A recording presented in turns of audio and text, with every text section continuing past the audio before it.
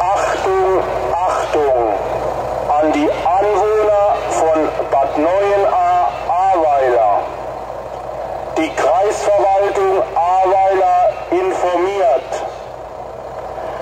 Nutzen Sie auf keinen Fall das Wasser der Ahr.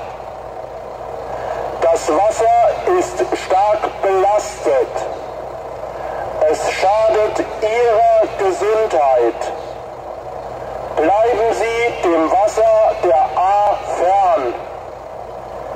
Ich wiederhole, nutzen Sie auf keinen Fall das Wasser der Ahr.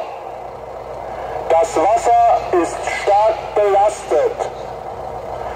Es schadet Ihrer Gesundheit. Bleiben Sie dem Wasser der Ahr fern. Um sich zu informieren, nutzen Sie den Informationspunkt Bushaltestelle St. Peter.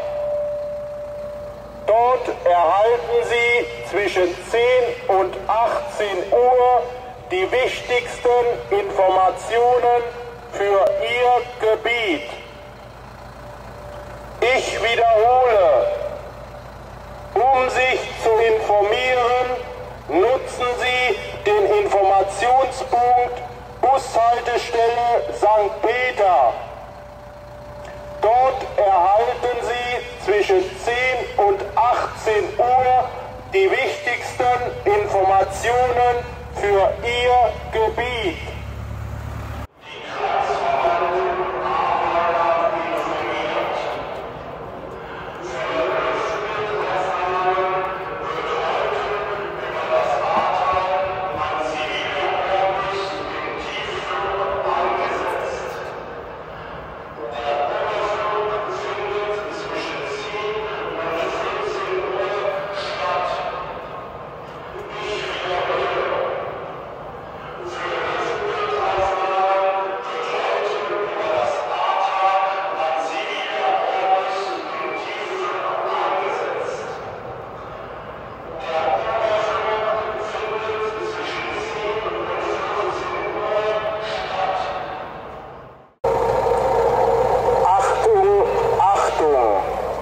An die Einwohner von Walporzheim.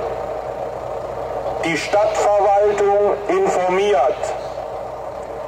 Um Ihre Gesundheit zu erhalten, werden in der alten Schule Walporzheim 80 Impfdosen Tetanus bereitgehalten. Das Impfangebot kann freiwillig genutzt werden. Denken Sie an Ihre Gesundheit. Ich wiederhole, um Ihre Gesundheit zu erhalten, werden in der alten Schule Walporzheim 80 Impfdosen Tetanus bereitgehalten. Das Impfangebot kann freiwillig genutzt werden. Denken Sie an Ihre Gesundheit.